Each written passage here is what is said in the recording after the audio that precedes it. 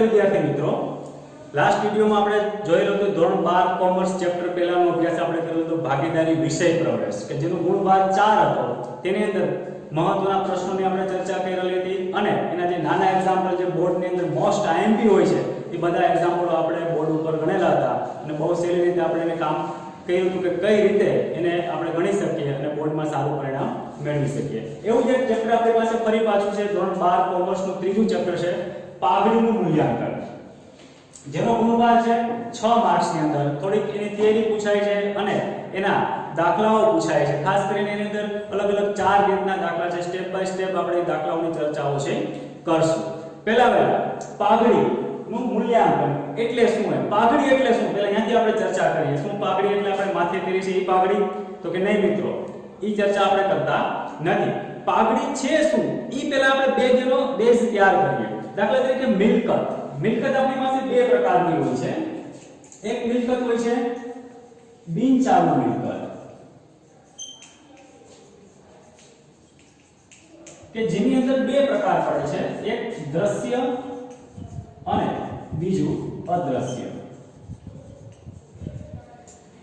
આની ચર્ચા કરીએ પછી આપણે આગળ જઈએ. ત્યાર પછી મિલકતનો બીજો પ્રકાર પડે છે ચાલુ મિલકતો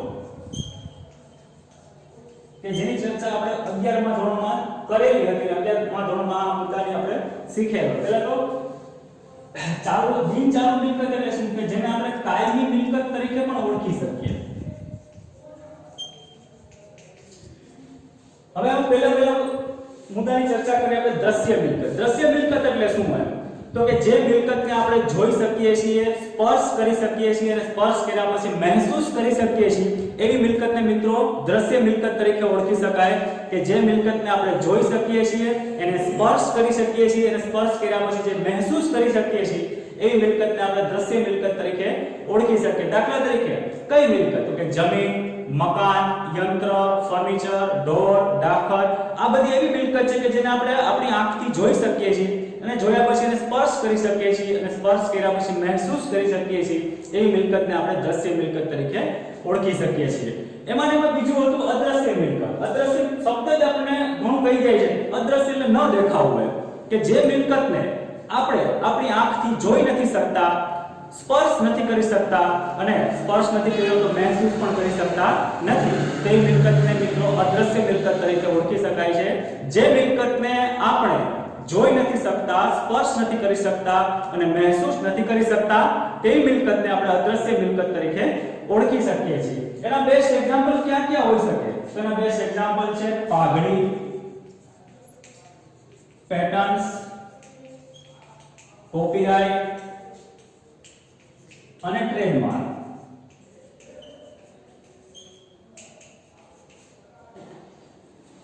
આ એના બેસ્ટ એક્ઝામ્પલ છે. બધાની થોડી ચર્ચા પહેલા આપણે લઈએ. દાખલા તરીકે કોપીરાઇટ એટલે શું? પહેલા તો આપણે નામ સાંભળે છે કોપીરાઇટ, પણ એ મિલકતને આપણે જોઈ નથી શકતા, સ્પર્શ નથી કરી શકતા અને મહેસૂસ પણ નથી કરી શકતા. એનું બેસ્ટ એક્ઝામ્પલ તમને આપું. તમે ટીવી ઉપર તારક મહેતા કા ઉલ્ટા ચશ્મા નામની સિરિયલ જોતા હશો, જે બહુ ફેમસ સિરિયલ છે.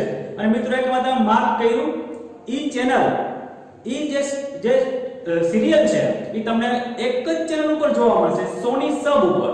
તો શું કામ બીજી ચેનલ ઉપર નથી આવતી? કેમ ઈ સોની ઉપર નથી આવતી? એની જ ચેનલ છે. કેમ ઝી ઉપર નથી આવતી? એની જ ચેનલ છે.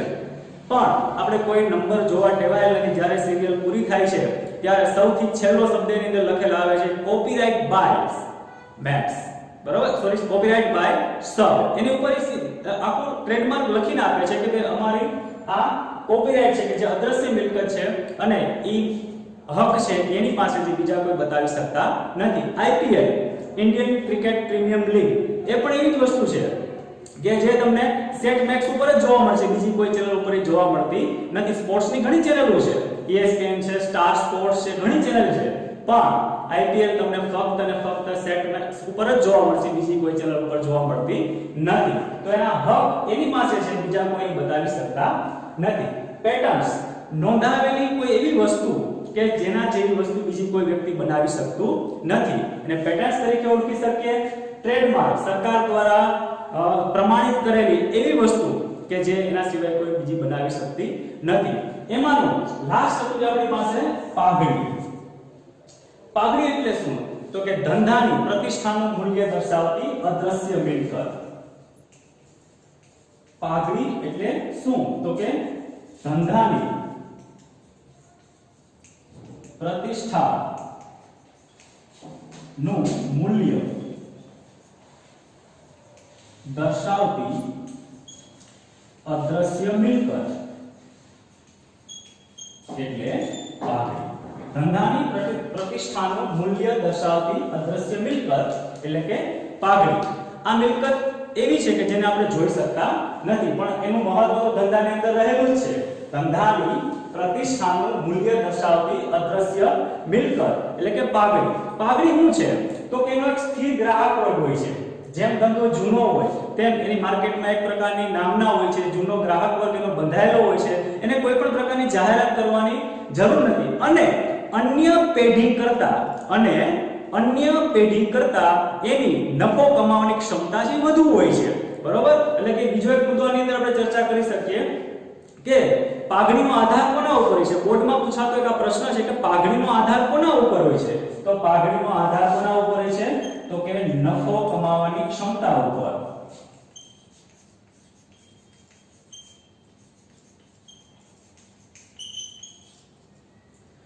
પાઘડીનો આધાર એની ધંધાની નફો કમાવાની ક્ષમતા ઉપર હોય છે કે જ્યાં એનો સ્થિર ગ્રાહક વર્ગ એક બંધાયેલો હોય છે અને એની ટોટલ સ્થિર ગ્રાહક વર્ગ એને જાહેરાતની જરૂર નથી અને અન્ય પેઢી કરતા એ વધુ પ્રમાણમાં નફો છે કમાઈ શકે. હવે બીજો એક મુદ્દાની પણ ચર્ચા કરી કે પાઘડી ક્યાં દર્શાવવામાં આવે છે?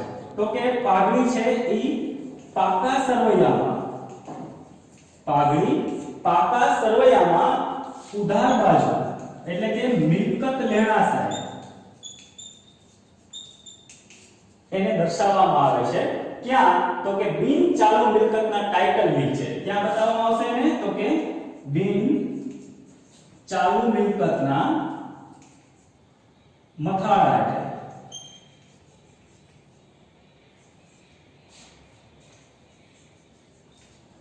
અને એની અંદર અદ્રશ્ય મિલકતની અંદર પાઘડી દર્શાવવામાં આવે છે. આ પણ બોર્ડમાં પૂછાતો એક પ્રશ્ન છે કે પાઘડીને ક્યાં દર્શાવવામાં આવે છે?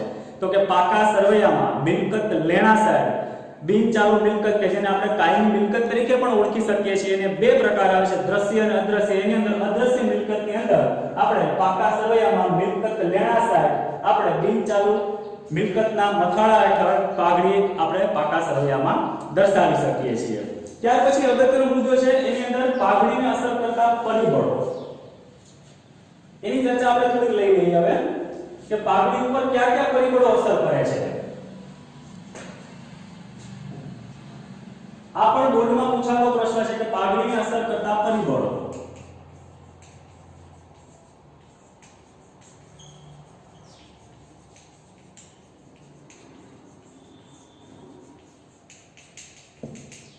એમાં પહેલો મુદ્દો છે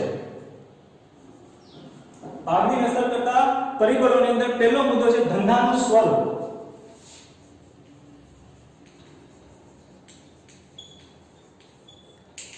ધંધો કયા પ્રકારનો છે? ધંધાનું સ્વરૂપ કેવું છે? એટલે કે ધંધો છે અન્ય કરતા નફો કમાવાની ક્ષમતા કયા પ્રકારની છે? ધંધાનું સ્વરૂપ એ પણ એની અંદર ખૂબ મહત્વતા છે ધરાવે છે. ત્યાર પછીનો પહેલા મુદ્દાની આપણે લખીને ધંધાનું સ્થાન. પાઘડી ઉપર અસર કરતું આ પણ એક અગત્યનું પરિબળ છે ધંધાનું સ્થાન. જેમ ધંધાનું સ્થાન મોકાનું હોય, જેમ ધંધાનું સ્થાન મોકાનું હોય તેમ એ અન્ય પેઢી કરતા એની નફો કમાવાની ક્ષમતા છે વધુ પ્રમાણમાં છે. કઈ રીતે? હું તમને એક સિમ્પલ એક્ઝામ્પલ આપી દઉં. દાખલા તરીકે હું જેતપુર નો નિવાસી હોય, જેતપુરનું એક એક્ઝામ્પલ તમને આપી દઉં. દાખલા તરીકે જેતપુર સામે બસ સ્ટેન્ડ છે અને બસ સ્ટેન્ડ સામે એક શોપિંગ સેન્ટર છે. વચ્ચે રોડ પસાર થાય છે અને સામે શોપિંગ સેન્ટર છે જેની અંદર અસંખ્ય દુકાનો આવેલી છે. એક બસ સ્ટેન્ડ છે, સામે એક શોપિંગ સેન્ટર છે, વચ્ચેથી રોડ પસાર થાય છે. તો ધંધાનું સ્થાન, દાખલા તરીકે આ જે દુકાન છે જેને આપણે કોર્નરની દુકાન તરીકે ઓળખી શકીએ અને એક આ દુકાન કે જે એકદમ બસ સ્ટેન્ડના ગેટની સામે આવેલી છે. તો ધંધાનું સ્થાન કઈ રીતે મહત્વનું છે? તમારે આ શોપ વેચવી છે, આ શોપ વેચવી છે, આ શોપ વેચવી છે, તો એની પાઘડીની કિંમત તમને વધુ મળશે. શું કામ? કારણ કે લોકોનો મેળાવડો ત્યાં ભેગો થાય છે અને તરત એ વસ્તુ નજરમાં આવે છે. કોર્નરની દુકાન હોય, સામે દુકાન હોય, તો અહીંયા પ્રશ્ન થાય કે અહીંયા કોર્નરની દુકાન છે, પણ કોઈ પણ માણસ છે અહીંયા પાછળ થઈ અને ત્યાં લેવા જશે નહીં. શું કામ? કે આ મોકાની છે જ્યાં લોકો તરત ભેગા થાય છે અને લોકોનો મેળાવડો એકી સાથે ભેગો થતો હોય. એવી ધંધા આમાં પછી મકાન પણ આવી શકે. આપણે તો કાલ્પનિક એક એક્ઝામ્પલ લીધું છે કે જેમ સ્થાન મહત્વ ધરાવતું હોય એમ શું કામ? તો કે ધંધાનું સ્થાન એના માટે છે ખૂબ મહત્વતા છે ધરાવે છે. સેમ દુકાન છે, પાછળ સેમ દુકાન છે, પણ માણસ અહીંયા ઊભો રહેશે નહીં કે પાછળ જઈને વસ્તુ લેવા જશે. આમ ધંધાનું સ્થાન છે ખૂબ મહત્વતા છે ધરાવે છે. ત્યાર પછીનો મુદ્દો હતો ધંધાનો સમય અથવા તો મુદ્દત. જેમ ધંધો જૂનો, સાંભળજો, જેમ ધંધો જૂનો હોય તેમ તેનો સ્થિર ગ્રાહકો બંધાયેલો હોય છે. એટલે કે એને નવી કોઈ જાહેરાત કરવાની જરૂર રહેતી નથી. આમ ખાસ કરીને ધંધાનો સમય, જેમ આપણે લાંબા સમયથી કોઈ એક ધંધો કરતો હોય તો આપણી પાસેથી ગ્રાહકો જે વસ્તુઓ લઈ ગયા છે ફરી પાછી એ જ ગ્રાહકને એ જ વસ્તુની જરૂરિયાત ઊભી થશે તો એ પહેલી વખત આપણી મુલાકાતે આવશે. ત્યાર પછી જો આપણે અહીંયા અનુકૂળ ના આવે તો બીજે જશે. પ્લસ ગ્રાહકને જો સંતોષ થયો હોય, જો ગ્રાહકને પૂરતા પ્રમાણમાં સંતોષ થયો હોય તો એ ગ્રાહક છે એ એના મિત્રને, એના સર્કલને, એના સગા સંબંધીઓને પણ આપણી દુકાને લઈને આવશે. એટલે કે જેમ ધંધો જૂનો હોય તેમ તેની પાઘડીની કિંમત છે ખૂબ ઊંચી પ્રમાણમાં આપણને પ્રાપ્ત થાય છે. ત્યાર પછીનો મુદ્દો હતો બજારની પરિસ્થિતિ.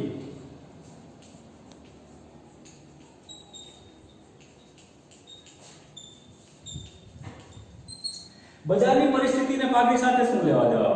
દાખલા તરીકે બજારની પરિસ્થિતિમાં દાખલા તરીકે ધંધો છે ઇજારાયુક્ત હોય. ધંધો છે એ ઇજારાયુક્ત હોય એટલે કે આપણે જે વસ્તુ બનાવીએ છીએ આપણા સિવાય કોઈ પણ વ્યક્તિ બનાવતો નથી. તો એવો ધંધો જ્યારે આપણે વેચવા જાય તો એની પાઘડીની કિંમત આપણને ખૂબ ઊંચા પ્રમાણમાં છે પ્રાપ્ત થાય છે. શું કામ? કારણ કે આપણા સિવાય કોઈ આ વસ્તુ બનાવતો નથી, તો આપણે એ ઊંચી કિંમત છે પ્રાપ્ત કરી શકીએ અને એવા ધંધાની પાઘડીની કિંમત આપણને ઊંચી પ્રાપ્ત થાય છે.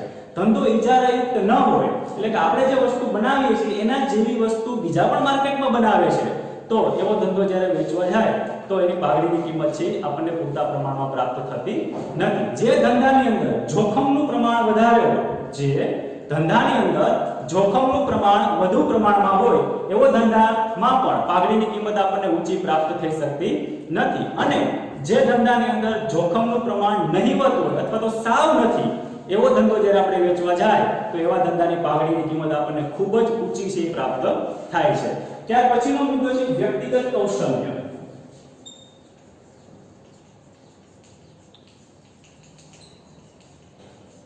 આ મુદ્દો આપણે ટેક્સ્ટ બુકમાં નથી આવ્યો, બરાબર, છતાં પણ તમારી સામે રજૂ કરું કારણ કે જૂના કોર્સમાં આ એક મુદ્દો બહુ હાઇલાઇટેડ મુદ્દો હતો. વ્યક્તિગત કૌશલ્યની પાઘડી પર અસર કઈ રીતે થાય છે?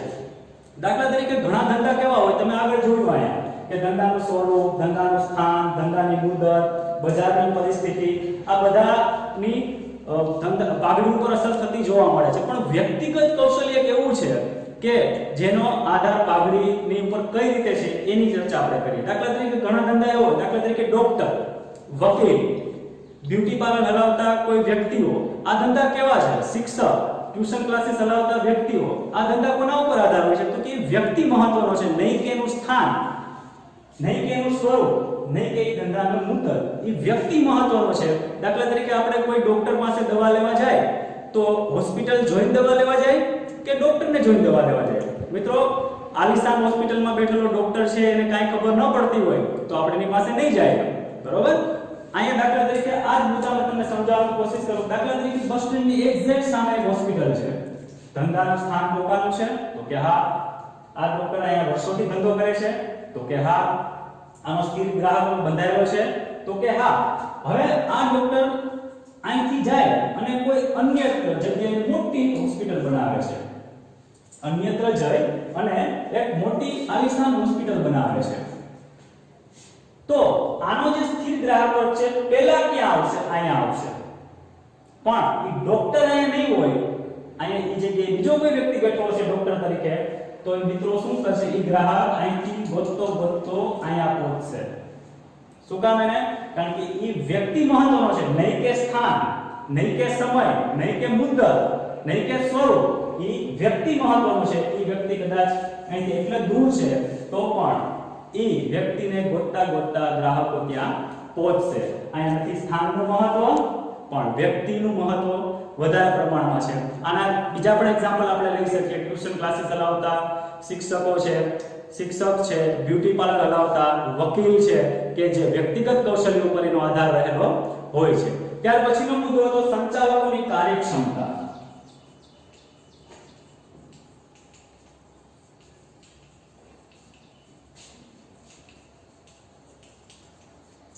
ધંધાની નફો કમાવાની ક્ષમતા છે સંચાલકો ઉપર પણ આધાર રાખે છે. બેસ્ટ સંચાલન હોય, બેસ્ટ સંચાલકો હોય તો એ ધંધાને આપણે ટોપ પ્રાયોરિટી ઉપર લઈ જતા વાર લાગતી નથી. શું કામ? એનું મેનેજમેન્ટ બેસ્ટ હોય, એના સંચાલકોની કામગીરી છે બેસ્ટ છે. અને કોઈ પણ ધંધાને જે ટોચ ઉપર પહોંચાડવો હોય તો એની અંદર કામ કરતા એક નાનામાં નાના માણસથી લઈ અને સંચાલકો સુધીની એક ભગીરથ કાર્ય હોય તો જ આપણે ધંધાને છે એ ઊંચી પાયદાન ઉપર ટોચ ઉપર છે એ લઈ જઈ શકીએ. આમ ધંધાની અંદર સંચાલકો પણ એટલા જ મહત્વના હોય તો પાઘડીને અસર કરતા પરિબળોમાં સંચાલકોની પણ એક બેસ્ટ સ્થાન છે રહેલું છે. ત્યાર પછી છે અન્ય લાભો.